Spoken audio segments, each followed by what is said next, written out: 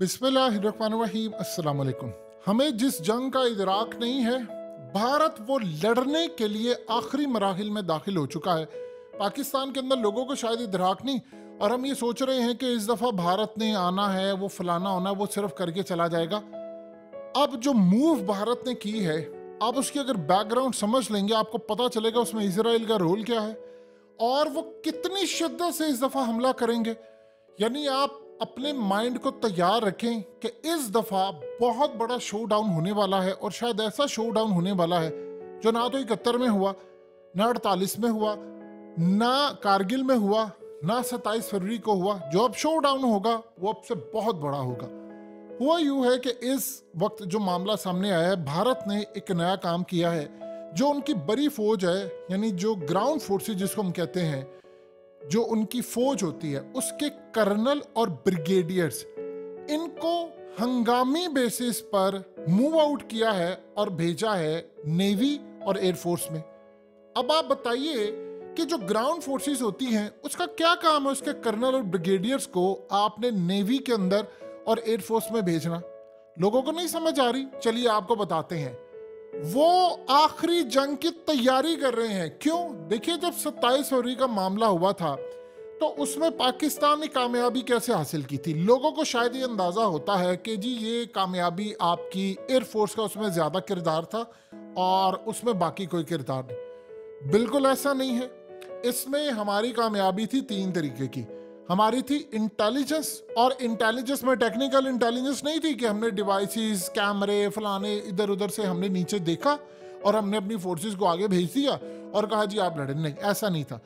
हमारी जो इंटेलिजेंस मालूमात थी वो ह्यूमन इंटेलिजेंस थी। यानी हमें पता था बिपिन रावत कहाँ पर है, हमें पता था वो किस जगह पर है, कहाँ पर है, और हमें पता था कि हम कितने अंदर तक उनके पेनिट्रेट कर सकते हैं, उनको मार सकते हैं, उनकी फोर्सेस क्या हैं।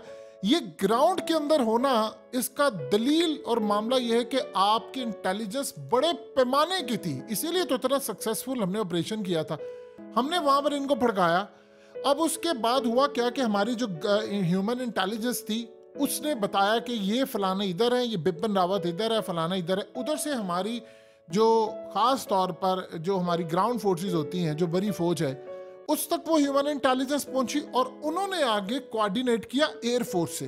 तो उसके बाद जो हमारा ऑपरेशन था वो कामयाब हुआ। 27 फरवरी का वाकया हुआ, वो सारा कुछ हुआ, वो हमने कामयाबी हासिल की।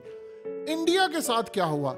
इंडिया की कोऑर्डिनेशन इतनी बुरी थी कि मोदी ने एक जगह पर जाकर एडमिट किया कि मैंने जब 27 फरवरी से पहले जिस रात ये हमारे यहाँ पर आए थे और अपना जहाज लेकर आए थे जिसमें हमारे कब्र दरख्त को इन्होंने गिरा दिया था, उस वक्त हुआ यूं था कि मोदी ने बाद में एडमिट किया कि मुझे एयरफोर्स ने कहा था कि सर माहौल ठीक नहीं है तो आप ये ऑपरेशन ना करें। तो मैंने कहा नहीं, मुझे करना है ये आया। और बाद में व्हाट्सएप जब लीक हुए तो आप सब ने देखा कि सबको पता था क्या होने जा रहा है। तो वो बड़ा वीक था, वो ये कर नहीं पाए और इन्होंने कह दिया हमने 300 मार दी, 400 मार दी। वो एक सब इनका ड्रामा था। हमारी थी कोऑर्डिनेशन बड़ी जबरदस्त। ह्यूमन इंटेलिजेंस, फौज और हमारी एयरफोर्स, इन्होंने काम ये किया। जब हमने 27 फरवरी किया, एक तो हम अंदर तक घुस गए और दूसरा बिपिन रावत को मारने से पहले हमने जब अपना पूरा ऑपरेशन कर लिया तो हमने फिर उनको हॉटलाइन पर कहा कि अपना आर्मी चीफ बचा लो, बचा लो, अपना आर्मी चीफ बचा लो अगर तुम बचा सकते हो, वरना हम इसको उड़ा देंगे। वहां पर खलबली मची थी उस वक्त कि यार ये इस लेवल पर आगे बढ़े हुए हैं। और ये असल में था हमारा कोऑर्डिनेशन। इंडिया ने क्या काम किया, एक तो हमने उनके तैयारे उड़ा दिए। इसराइल उधर था, स्पाइस 2000 इसराइल का जो मिसाइल है वो इन्होंने यूज किया। इसराइल उस रात उनकी एयरफोर्स कमांडो सारे भारत में थे, वो उस ऑपरेशन के अंदर वो हिस्सेदार थे और वो खास तौर पर मॉनिटर भी कर रहे थे। तो उन्होंने काम ये किया, उनकी कोऑर्डिनेशन नहीं थी एयरफोर्स के साथ, ना उनकी ह्यूमन इंटेलिजेंस के साथ थी, ना टेक्निकल। तो उन्होंने एक तो अपने यानी पायलट भी तबाह करवाया, सब कुछ करवाया, और हमने अल्हम्दुलिल्लाह कंट्रोल टावर से उनका राब्ता भी मुनक़ता कर दिया था। अभिनंदन आ गया, वो अभिनंदन कहता रहा हेलो हेलो हेलो हेलो, उसको पीछे वो कहते रहे हेलो हेलो, और अभिनंदन को पता ही नहीं था क्योंकि वो आपने पीछे बता रहा था कि सर आप सीमा क्रॉस करें, आप बॉर्डर क्रॉस करें, आपको ये नहीं करना, वो नहीं करना। तो वो राब्ता हमने मुनक़ता किया, हमने उनका निज़ाम जैम किया था। ये बड़ा कमाल हमारी कोऑर्डिनेशन थी तीनों फोर्सेस की।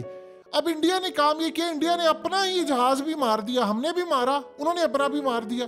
अपने मिसाइल से। और बाद में इंक्वायरी हुई तो पता ये चला कि उनकी एयरफोर्स, उनकी ग्राउंड फोर्सेस और उनकी ह्यूमन इंटेलिजेंस टोटली बिल्कुल नकारा थी और उन्होंने आपस में कोऑर्डिनेशन ही किया था। अब ये थी सूरत हाल। अब हमने जो काम किया वो, अब उन्होंने काम क्या किया, अब वो भेज रहे अपने ब्रिगेडियर्स को, अपने कर्नल्स को जो नेवी के अंदर और एयरफोर्स में। देखिए उनका काम कोई नहीं है, हर कोई अपनी फील्ड का एक्सपर्ट है। जो बंदा जमीन पर रहता है उसको क्या पता फिजा के अंदर क्या है, जो पानियों में रहने वाला है उसको क्या पता बड़ी फौज के अंदर मामला क्या। तो हुआ यूं कि अब ये भेज रहे हैं उधर। वो क्यों भेज रहे हैं, उसकी दो वजूहात है। एक है रिपोर्ट जो मोदी को मौसूल है और दूसरी वजह समझिए। पहला मामला ये है कि कोऑर्डिनेशन, पिछली दफा इन्होंने ऑपरेशन जो किया था उसमें ये नाकाम हुए थे और अब इन्होंने काम ये किया है कि इस दफा फौज की तीनों सेक्शंस उनमें कोऑर्डिनेशन बरकरार रहे। और हमने जब हमला करना है पाकिस्तान में, जो राजनाथ सिंह ने कल कहा कि हम जा रहे हैं LOC क्रॉस करने, हमने फोर्सेस को हुक्म दे दिया है कि किसी भी वक्त चले जाओ और ये किसी भी वक्त ऑपरेशन शुरू हो जाएगा। साथ उन्होंने कहा कि अवाम जो है यानी हमारी जो जनता है वो अपनी फोर्सेस की मदद करे। 3000 बंकर्स बम प्रूफ ऑलरेडी वो बना चुके हैं और ऐसे बंकर हैं कि जिनके ऊपर कोई मिसाइल भी लगेगा तो उनको कुछ नहीं होगा, वो कश्मीर में ऑलरेडी बना चुके हैं। इसराइल की फोर्सेस इन पर बरम दी कि भाई तुम लोग कर क्या रहे हो, तुम्हारी तो कोऑर्डिनेशन नहीं है। और फिर उसके बाद बैका एग्रीमेंट के बाद इन्होंने पावरफुल डिवाइसेस इंस्टॉल किए, ये अब सारी हमारी रियल टाइम के अंदर जासूसी कर रहे हैं।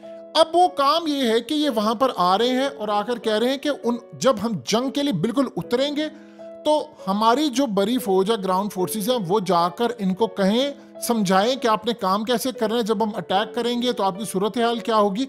अब ये उनको बता रहे हैं कि कोऑर्डिनेशन हमने बेहतर करना है, कि पहले हमारा नुकसान हो था अब नहीं होगा, वहां से आपको हिदायत आएगी तो क्या करना। तो आपस में इनके जो ब्रिगेडियर्स हैं और कर्नल्स हैं वो सारे के सारे इस वक्त इंडियन नेवी और एयरफोर्स में उन्होंने भेज दी हैं और ये 3-4 महीने 5 महीने रहेंगे। और इनमें खास तौर पर वो लोग हैं जो मोदी की सोच के हमांग है, ज्यादातर वो भेजें।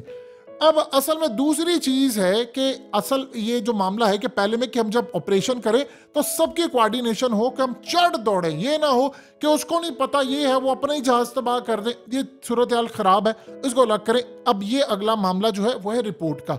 देखिए खास तौर पर एक बात याद रखिएगा कि जो अभिनंदन का मामला हुआ था उसके बाद से इंडियन एयरफोर्स के अंदर इतनी बददिली थी कि उसकी चंद हजार की तो फोर्स है और चंद हजार की फोर्स के अंदर इतनी बददिली फैल गई थी कि देखिए ये जो एयरफोर्स होती है इलीट होती है। उन्होंने उसके बाद काम ये किया, राफेल तैयारे लिए और मोदी ने कहा जी राफेल तैयारे होते तो हम मारते। राफेल तैयारे लेने के बाद उन्होंने कुछ बूस्टअप किया। दूसरा रिपोर्ट ये थी कि बहुत सारे इस बात को जान चुके हैं, जिस तरह ममता बनर्जी ने कहा है कि मोदी अपने इलेक्शन से पहले एक बड़ा हमला करेगा और वो पुलवामा की तर्ज का होगा और उसके बाद उसकी वीडियोस तैयार कर ली, यानी वो पूरी तरह जंग के लिए तैयार। अब भारत के अंदर बच्चे बच्चे को पता है कि मोदी ने हमला करना है, पाकिस्तान में भी ये बात पता है, लेकिन फिर भी मोदी ने करना है, बावजूद इसके उसका प्लान लिखा, वो तैयार बैठा, वो उसकी तैयारी इसीलिए है, वो बैक एग्रीमेंट भी इसीलिए किया गया था, वो सारी चीजें की इसलिए गई थी कि भाई हमने लड़ाई करनी है। और पाकिस्तान की जो सूरत हाल चल रही है उसको वो आइडियल सिचुएशन के तौर पर लेते हैं कि इससे बेहतर सिचुएशन ही नहीं है हमला करने के लिए। तो इस सूरत हाल के अंदर उनको रिपोर्ट मौसूल हुई थी कि अभी तक बहुत सारी फोर्सेस में ये चीज पाई जाती है कि ये हमें कुर्बानी का बकरा बनाएंगे अपने जीतने के लिए और हमले करवाएंगे और मरवाएंगे फौजियों को और उसके बाद एयरफोर्स के लोगों को, नेवी को। तो बददिली बहुत ज्यादा पाई जाती है। उस बददिली को दूर करने के लिए उन्होंने की पोस्ट के ऊपर अब फौज से बंदे भेजे हैं कि भाई वो वहां पर जाकर कोऑर्डिनेट करें। और पॉसिबिलिटी ये है कि जब वहां पर जंग हो, इनमें से बहुत सारे लोग जो 2-3 महीने तक फुल ट्रेंड होते रहे, उनके साथ कोऑर्डिनेट करते रहे, उनके हमले के नीचे काम करें। यही हो सकता है वहां पर जाकर कंट्रोल करें, क्योंकि पिछली दफा उन्होंने काम गलत किया था। तो अब ये जो सूरत हाल पैदा हुई है वो सारी की सारी उनकी कोऑर्डिनेशन चली है कि उनके फौज के कर्नल और उनके ब्रिगेडियर्स वहां पर गए हैं, जो वहां पर सिचुएशन को देखेंगे, मॉनिटर करेंगे और एग्जीक्यूट भी करवाएंगे कि जब वहां से जंग हो जाएगी कि ना हो कि हम उनको कहें और ये काम ना कर पाए। क्योंकि इस दफा वो जो जंग में उतरने जा रहे हैं, ना तो वो 27 फरवरी होना है, ना वो 71 होना है, ना वो 48 है, ना कारगिल है, उससे बहुत बड़े होगा तो महदूद पैमाने की जंग का मामला, लेकिन उससे ज्यादा मामला है।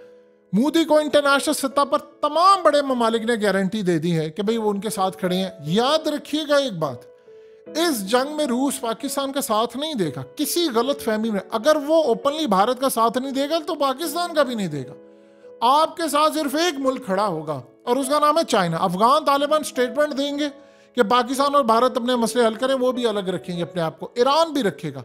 आपका सिर्फ चाइना साथ देगा। किस लेवल पर यह भी कहा नहीं जा सकता, लेकिन ये भारत को देखना। भारत चूंकि कहता है कि हमने पाकिस्तान से लड़ाई करनी है और चाइना से हमने डायलॉग्स, तो बड़ी जंग जो आपके सर पर खड़ी है वो उसके लिए उन्होंने ये काम किया है।